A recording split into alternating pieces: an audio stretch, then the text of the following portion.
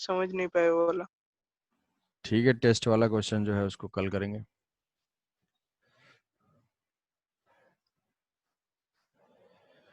तो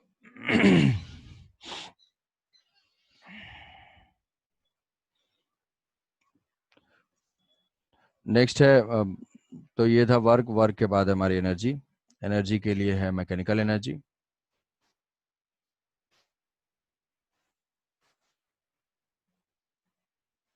mechanical energy, mechanical energy, mechanical energy M जो है वो हो जाएगा। मैकेनिकल एनर्जी कंस्टिट्यूट करता है दो टाइप की energy, kinetic energy,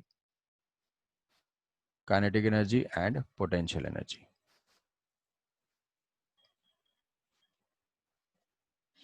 kinetic energy and potential energy. तो अगर डिफाइन करना, what is kinetic energy, what is kinetic energy. Kinetic energy अगर हमें डिफाइन करना हो, व्हाट इज काइनेटिक एनर्जी, क्या बोल सकते हैं? It is the energy of the object due to the motion of the object. Energy due to the motion of object. Energy due to motion of object. Object अगर move करता है तो जो energy होती है ड्यू टू द मोशन, जो energy है, so kinetic energy को हम ऐसे लिख सकते हैं, kinetic energy is equal to half M V square. क्या काइनेटिक एनर्जी कभी नेगेटिव हो सकती है? काइनेटिक एनर्जी कभी नेगेटिव हो सकती है? Kinetic energy can never be negative. तो पॉजिटिव है, पॉजिटिव है। तो kinetic energy is always positive, के इज ग्रेटर देन और इक्वल टू 0। काइनेटिक एनर्जी ये हो गई। तो अगर इसको काइनेटिक एनर्जी को हम कोई पूछे कि काइनेटिक एनर्जी वर्सेस वेलोसिटी का ग्राफ कैसा होगा, काइनेटिक एनर्जी वर्सेस वेलोसिटी का ग्राफ कैसा होगा? पैराबोला। पैराबोलिक टाइप का होगा भाई। काइनेटिक एनर्जी का हमें ग्राफ ड्रॉ करना है वर्सेस वेलोसिटी, तो मतलब अगर वाई एक्सिस पे हम काइनेटिक एनर्जी लेंगे तो ये सम कांस्टेंट इसी टाइप का होगा। तो ये ग्राफ कैसा होगा?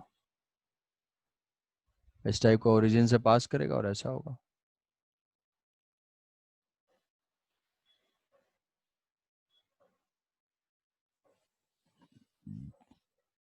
समझ रहे हो? ऐसा क्वेश्चन जो है आ सकता है कि which of the following graph correctly represents kinetic energy and velocity. तो ये कैसा नेचर है? Parabolic nature. इक्वेशन लिखना है और वहां से आइडेंटिफाई करना है, ग्राफ ड्रॉ करना है काइनेटिक एनर्जी वर्सेस वेलोसिटी, तो उनके बीच में रिलेशन हमें पता होना चाहिए।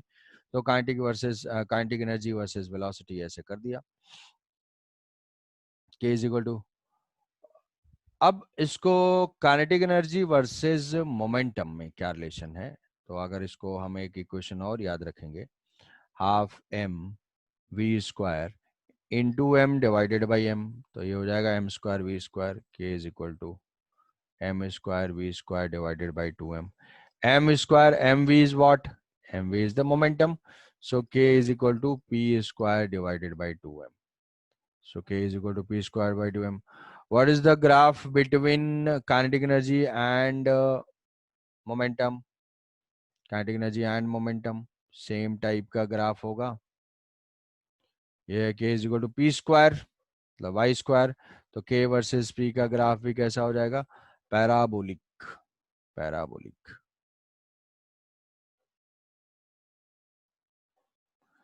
तो ये पैराबोलिक ग्राफ हो जाएगा सेम।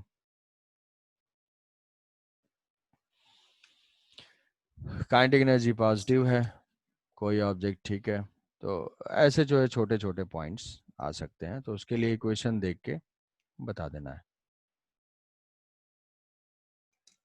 बाकी काइनेटिक एनर्जी का कैलकुलेशन, मोमेंटम, काइनेटिक एनर्जी और मोमेंटम में हमें रिलेशन याद रखना है, कई बार डायरेक्टली यूज हो सकता है, या P इज इक्वल टू क्या लिख सकते हैं, momentum is equal to square root of 2km। Momentum is equal to square root of 2km। Kinetic energy calculate करने के लिए तो energy due to the motion of object है, जो मास होगा, जो वेलोसिटी होगी, उसकी हम एनर्जी लिख देंगे। तो ये एक टाइप की मैकेनिकल एनर्जी है कि ऑब्जेक्ट अगर मूविंग है तो वो उसके पास कुछ एनर्जी होगी, अगर वो काइनेटिक एनर्जी 0 है मतलब वो रेस्ट में है। अच्छा ठीक है, ये एक एब्सोल्यूट वैल्यू है। Absolute value in the sense कि जैसे कोई ऑब्जेक्ट अगर 10, अच्छा काइनेटिक एनर्जी कभी नेगेटिव हो सकती है in any know situation? Sir. Kinetic energy negative का कोई मीनिंग ही नहीं है, क्योंकि वी स्क्वायर अपने आप में एक पॉजिटिव टर्म है, मास कभी नेगेटिव हो नहीं सकता। तो काइनेटिक एनर्जी जो है हमेशा ग्रेटर देन जीरो ही होगी, ग्रेटर देन और इक्वल टू जीरो होगी। रेस्ट में होगा तो वो नहीं मूव कर रहा होगा। तो ठीक है, ये काइनेटिक एनर्जी के हमारे पॉइंट्स हैं। नेक्स्ट हम चलते हैं पोटेंशियल एनर्जी पे। तो इसमें छोटे छोटे ये ग्राफ व्राफ याद रहने चाहिए, छोटे क्वेश्चन आएंगे, तुम जो है स्ट्रेट लाइन और ये सब मत लिख देना। और ये क्वेश्चन आएगा, इंपॉर्टेंट है। उसके बाद है potential energy.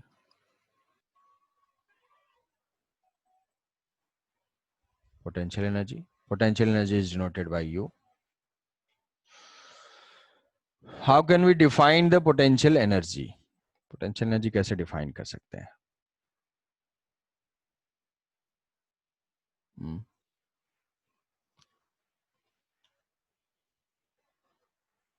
Potential energy is the energy due to configuration.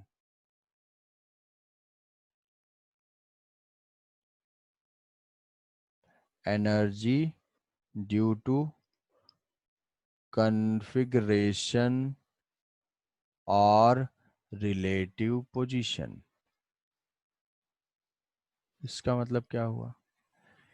एक टाइप की पोटेंशियल एनर्जी तुम जानते हो कि ब्लॉक जो होता है, ब्लॉक अगर h हाइट पे है तो ये तुम जानते हो अभी तक कि ये mgh होता है, mgh होता है, ठीक है, ये mgh होता है। तो अब ये रिलेटिव पोजीशन मतलब अर्थ और ब्लॉक के रिलेटिव पोजीशन के ऊपर डिपेंडेंट है। हाइट इंक्रीज करेंगे पोटेंशियल एनर्जी इंक्रीज हो जाएगी, हाइट इंक्रीज करेंगे पोटेंशियल एनर्जी इंक्रीज हो जाएगी। तो it is energy due to the configuration और relative position of the object. कोई भी कॉन्फ़िगरेशन अगर हम बिल्ड करते हैं, कोई कॉन्फ़िगरेशन अगर फॉर्म करते हैं, तो उसकी जो एनर्जी होगी that is called potential energy. ठीक है, अब ये तो हुई बात कि चलो ये तो कॉन्फ़िगरेशन की वजह से है। It is the property of system, it is property of system. System का मतलब क्या है यस कि सर। आइसोलेशन में क्या कभी पोटेंशियल एनर्जी एग्जिस्ट कर सकती है? जैसे हम बोलते हैं कि पोटेंशियल एनर्जी ऑफ ब्लॉक, अरे पोटेंशियल एनर्जी ऑफ ब्लॉक कब है? जब अर्थ है तभी है। ऐसा थोड़ी कि पोटेंशियल एनर्जी ऑफ जो है वो स्पेस में लेके चले जाएंगे तो वहां पे भी mgh होगा, और नहीं होगा। क्यों? क्योंकि पोटेंशियल एनर्जी कभी भी अगर एग्जिस्ट करती है तो वो एक रिलेटिव पोजीशन के रेस्पेक्ट में, मतलब दो सिस्टम या दो ऑब्जेक्ट की एक पोटेंशियल एनर्जी है। ऐसा नहीं कि इस पार्टिकल की अर्थ की पोटेंशियल एनर्जी ये है और इसकी पोटेंशियल एनर्जी ये है, नहीं ऐसा नहीं है। It is the property of system. अब प्रॉपर्टी ऑफ सिस्टम मतलब क्या है कि ये जो हम पोटेंशियल एनर्जी यहाँ बता रहे हैं वो किसकी है? पोटेंशियल एनर्जी, जैसे इस एग्जांपल में potential energy of block plus earth system. Potential energy of block बोलना वो गलत है, ब्लॉक नहीं। बट ठीक है, बाय डिफॉल्ट है कि भाई सिस्टम तो अर्थ में हमेशा ही रहेगा, तो ब्लॉक हम बोल सकते हैं। अच्छा एक बात बताओ कि पोटेंशियल, एक और स्टेटमेंट लिखता हूं, potential energy exist due to interaction between the particles,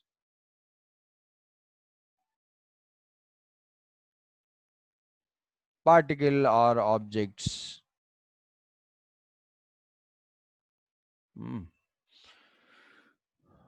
आपस में इंटरैक्शन है तब पोटेंशियल एनर्जी है, ठीक है। जैसे मान लो तुम्हारे स्कूल का कोई दोस्त है जिससे तुम्हारी लड़ाई हुई हुई है, जिसको देखते ही जो है तुम्हारा दिमाग फायर हो जाता है, वो अगर आके पड़ोस में बैठ जाए तो जो एक नेगेटिव एनर्जी जनरेट होगी। और दूसरा एक केस है कि भाई तुम रैंडम ट्रेन में मूव कर रहे हो, या मान लो स्कूल में गए एडमिशन लेने के लिए आए, वहां कोई एक रैंडम कोई स्टूडेंट आके तुम्हारे साथ बैठ जाए जो तुम्हारे साथ कोई इंटरेक्शन नहीं है, आपस में कोई इंटरेक्शन नहीं है, तो वहां पे कोई भी इफेक्ट नहीं होगा। उसी टाइप का सिमिलर सिचुएशन है, मान लो अर्थ का ग्रेविटेशनल फोर्स गायब हो जाता, ग्रेविटी नहीं है, ग्रेविटी जीरो है, अर्थ एग्जिस्ट कर रही है और ब्लॉक एग्जिस्ट कर रहा है, तो अगर हम इसको एच पे रखें, 2h पे रखें, 3h पे रखें, 10h पे रखें, कहीं पे भी रखें, क्या कोई पोटेंशियल एनर्जी होगी? नहीं। कि अगर ना सर। दो ऑब्जेक्ट आपस में इंटरैक्ट कर ही नहीं रहे हैं, जैसे मान लो दो चार्ज लेते हैं, दो चार्ज में इलेक्ट्रिकल पोटेंशियल एनर्जी होती है, बट वो इलेक्ट्रिकल पोटेंशियल एनर्जी का जनरेशन क्यों होता है? क्योंकि वहां पे फोर्स एग्जिस्ट कर रहा है, इंटरैक्शन एग्जिस्ट कर रहा है, इसीलिए हम बोलते हैं इंटरैक्शन एनर्जी भी बोलते हैं पोटेंशियल एनर्जी को, इंटरैक्शन एनर्जी। तो अगर दो ऑब्जेक्ट्स के बीच में इंटरैक्शन नहीं है, आपस में कोई मतलब नहीं, तो ये यहाँ पे रहे चाहे यहाँ पे रहे चाहे यहाँ पे रहे, कोई फर्क ही नहीं पड़ेगा, कोई इफेक्ट नहीं होगा। तो potential energy exist due to interaction between particles, that's why it is called as a property of system. ये इस सिस्टम की प्रॉपर्टी है, दोनों हैं तो पोटेंशियल एनर्जी है, एक चला गया तो कोई पोटेंशियल एनर्जी नहीं है। आइसोलेशन में, क्या आइसोलेशन में काइनेटिक एनर्जी एग्जिस्ट कर सकती है? आइसोलेशन में काइनेटिक एनर्जी तो हो सकती है, एक पार्टिकल मूव कर रहा है उसकी काइनेटिक एनर्जी है, बट आइसोलेशन में कभी भी पोटेंशियल एनर्जी एग्जिस्ट नहीं कर सकती। तो अगर इसमें तुम्हें इस प्रॉपर्टी को बताने के बाद मैं ये पूछूं कि what is the potential energy of ideal gas?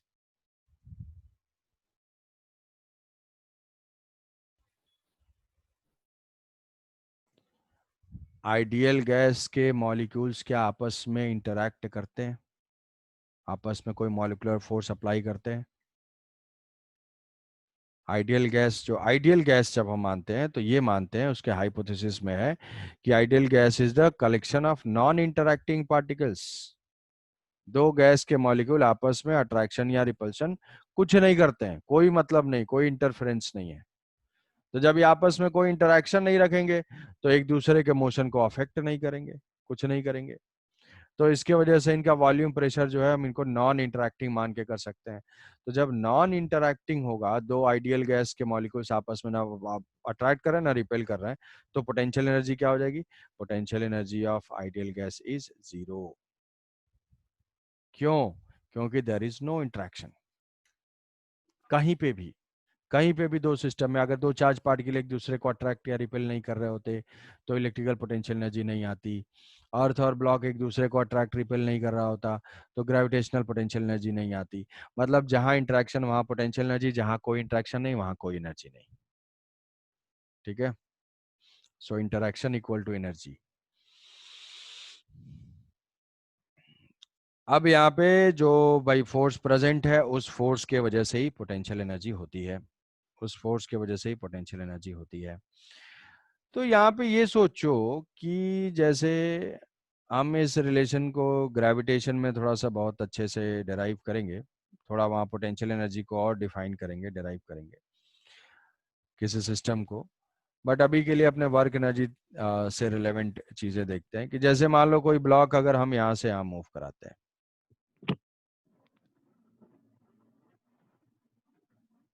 ये ब्लॉक यहाँ से यहाँ आया, तो इसमें work done by the force और conservative sorry change in potential energy में क्या रिलेशन है? Work done by force and change in potential energy, इन दोनों में जो है रिलेशन बताना है।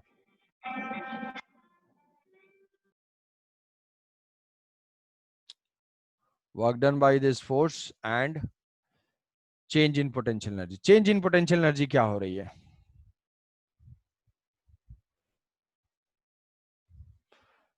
अगर उधर से उधर सेम, सेम मतलब क्या? पॉज, जैसे change in potential energy, change मतलब इंक्रीज हो रहा है डिक्रीज हो रहा है? पोटेंशियल एनर्जी इंक्रीज हो रही है डिक्रीज हो रही है? Decrease. Sir decrease.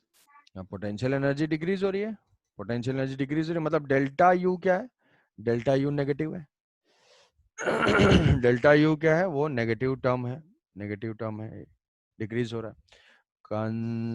Work done क्या है, वर्क डन,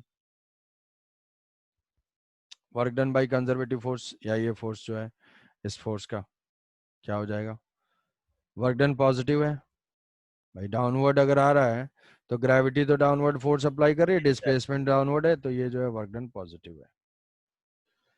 तो वर्क डन और पोटेंशियल एनर्जी में जो रिलेशन है वो है कि work done by this conservative force. अच्छा, अब एक चीज और कि जो पोटेंशियल एनर्जी जो डिफाइंड है वो किस टाइप के फोर्स के लिए, हमने बोला कि भाई फोर्स तो रिक्वायर्ड है, वहां पे फोर्स होना चाहिए, बट पोटेंशियल एनर्जी किस टाइप के फोर्स के लिए, potential energy is only defined for conservative force. it is, or potential energy is, potential energy is only defined, exist ही करता है वो केवल, defined for conservative force।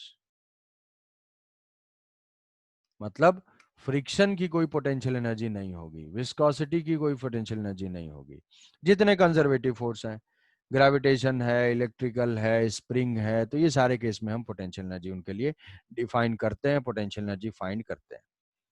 तो अब इस कंजर्वेटिव फोर्स का जो वर्क डन है और पोटेंशियल एनर्जी जो है ये आपस में रिलेटेड है।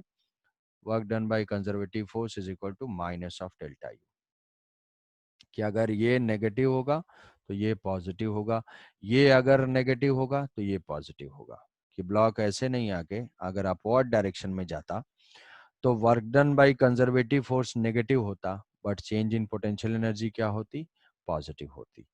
तो work done by conservative force is equal to minus of delta U, minus of delta you.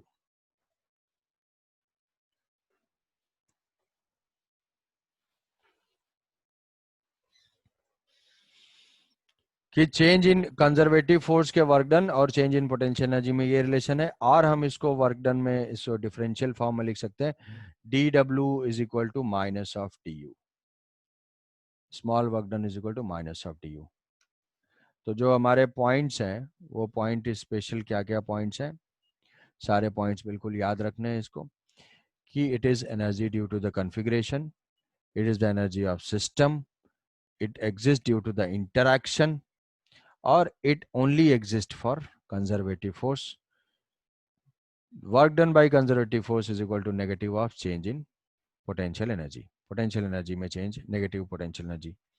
और इसी का जो है डिफरेंशियल फॉर्म अगर हम ऐसे देखेंगे, ये जो है ये तो हमारा इसको बोलते हैं इंटीग्रल फॉर्म, ये जो था हमारा माइनस जो डी यू है या डी डब्ल्यू है, D W is equal to minus of D U, इसी को जो है इंटीग्रेट करते हैं तो ऐसे लिख देंगे, work done by conservative force is equal to minus of delta W, या इसका जो डिफरेंशियल फॉर्म डी यू देखेंगे तो क्या d U F dot d r होता है, F dot d r is equal to minus of D you,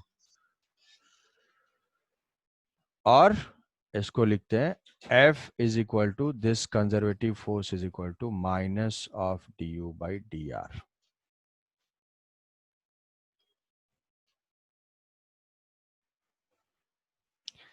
F dot dr is equal to minus of D U, d U is the change in potential energy, तो जो d U by D r होगा ये क्या हो जाएगा, F d r cos theta, F d r cos theta. तो जो d U by D r होगा वो क्या हो जाएगा, force, D U by D r ये हो जाएगा फोर्स का मैग्नीट्यूड, और ये आर कैप क्या हो जाएगी, ये हो जाएगी फोर्स की डायरेक्शन। आर कैप डायरेक्शन कैसे हो जाएगी, कोई पॉइंट है वहां से ये रेडियस वेक्टर है, इस रेडियस वेक्टर का आउटवर्ड जो होगा ये हो जाएगा हमारा आर कैप की डायरेक्शन, आर कैप की डायरेक्शन। इंक्रीजिंग आर के डायरेक्शन में कोई पॉइंट लेंगे, उस पॉइंट से आर कैप की डायरेक्शन क्या है, कि जैसे ये पॉइंट है यहां से ये हो गई रेडियस वेक्टर, पोजीशन वेक्टर, तो इंक्रीजिंग आर की डायरेक्शन ये है, आर कैप बोलेंगे इसको। यहाँ पे आर कैप की डायरेक्शन क्या है, इंक्रीजिंग आर है, यहाँ पे आर कैप की डायरेक्शन इंक्रीजिंग आर है, तो ये हो जाएगा हमारा force relation between work and potential energy और force and potential energy. F is equal to D U by D R, D R क्या है, डिस्टेंस, जिस रेट, आर कैप कैसे हुआ? आर कैप इसकी डायरेक्शन है, आर कैप इसकी direction है,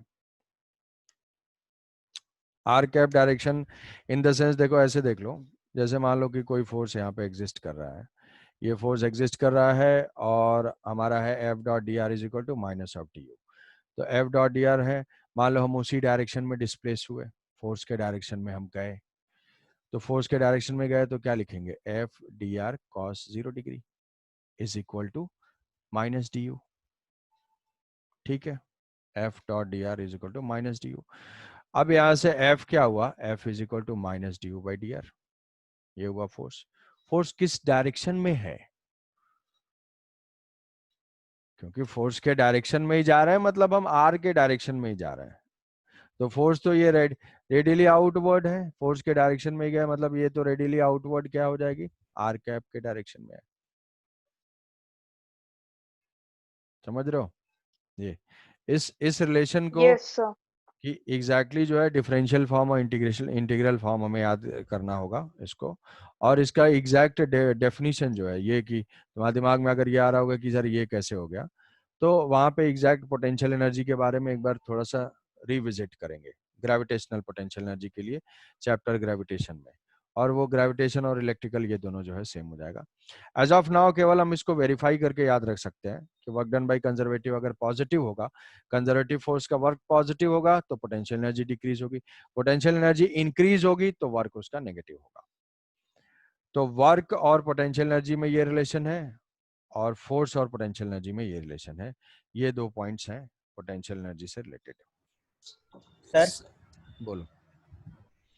सर, ये जो कंजर्वेटिव फोर्स है, इसके केस में तो मतलब जो इनिशियल मतलब फाइनल में से इंस्टॉल करते हैं ना हम।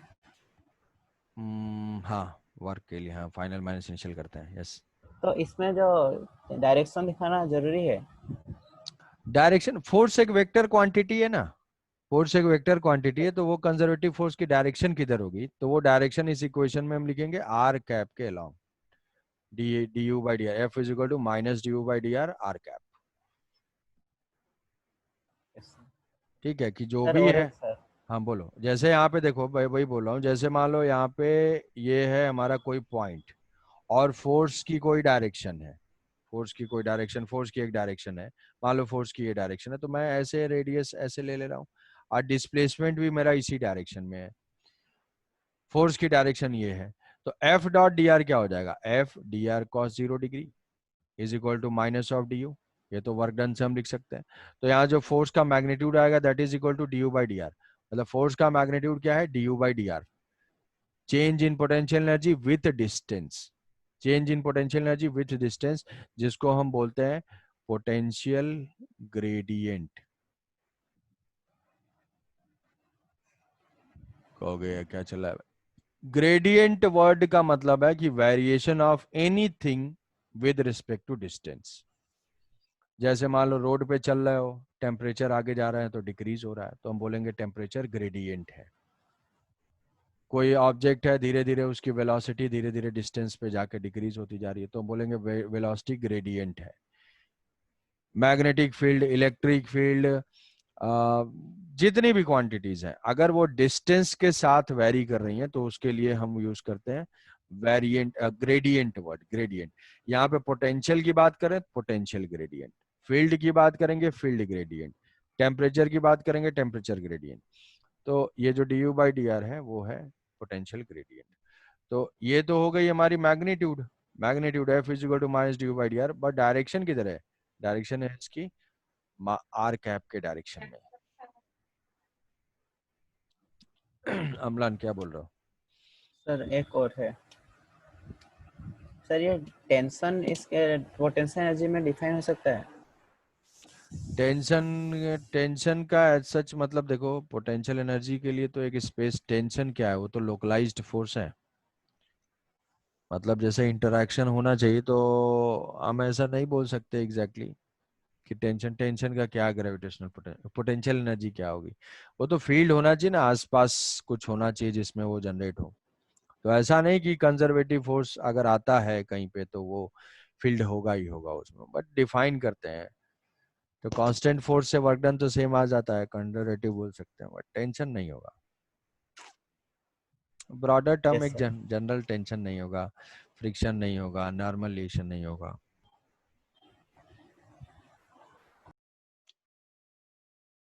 ठीक है, तो देखो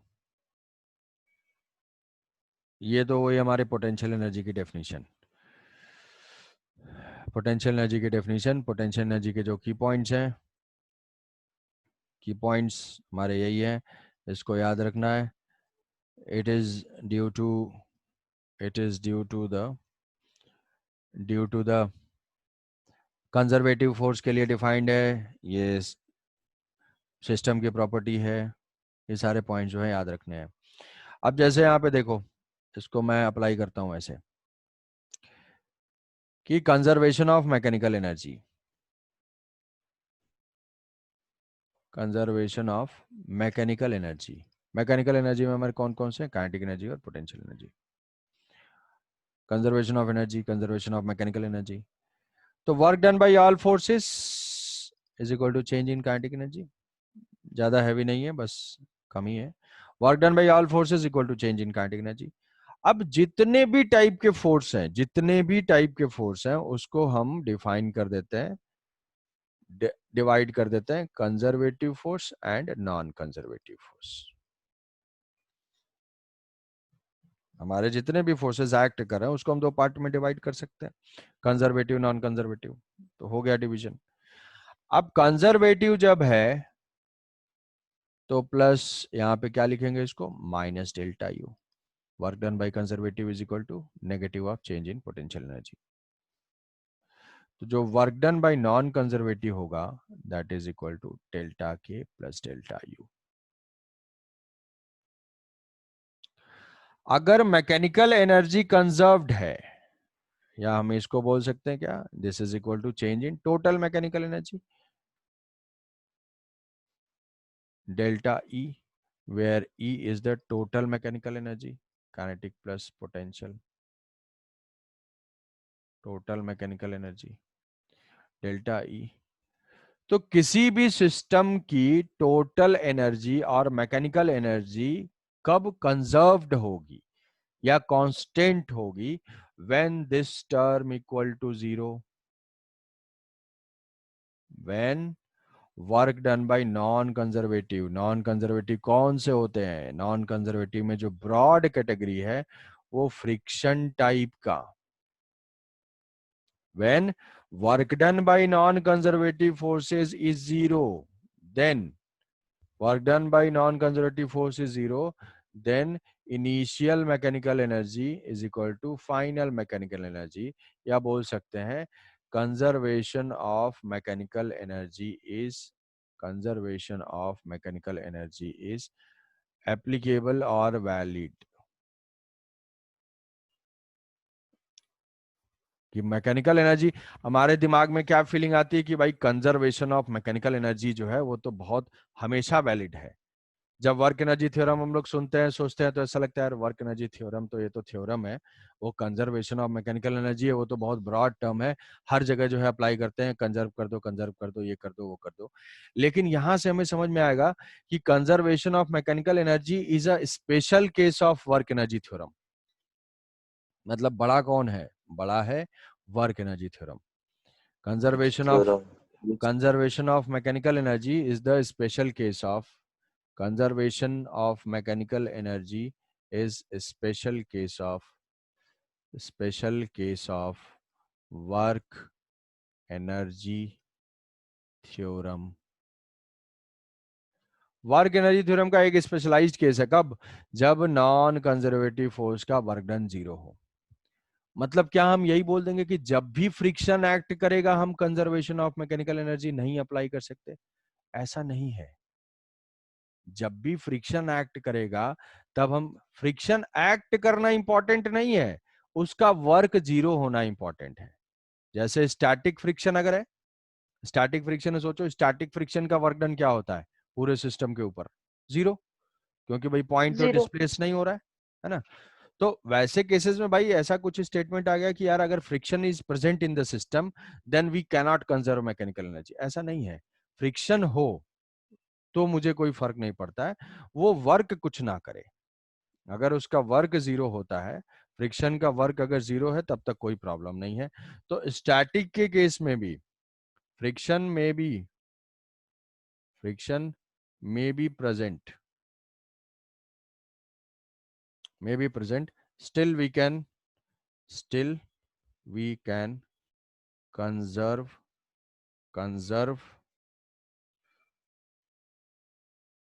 the mechanical energy. फ्रिक्शन में भी प्रेजेंट, मे और may not be present, but वो वर्क नहीं करना चाहिए। बट काइनेटिक फ्रिक्शन के बारे में सोचो, काइनेटिक फ्रिक्शन क्या है? अगर काइनेटिक फ्रिक्शन होगा तो काइनेटिक फ्रिक्शन तो हमेशा ही कुछ ना कुछ वर्क करता है, टोटल वर्क डन नेगेटिव करता है। तो अगर work done by kinetic friction क्या हो जाएगा? वो नेगेटिव होता है। तो जब हम नेगेटिव करेंगे तो डेल्टा ई क्या होगा? नेगेटिव होगा। मतलब हमेशा वो हमारी एनर्जी को डिक्रीज करेगा। Kinetic friction always decreases the mechanical energy. Work done by kinetic friction is equal to negative, hence ये सारे जो है theoretical statement हैं, true false statement, hence kinetic friction always decreases the mechanical energy of system.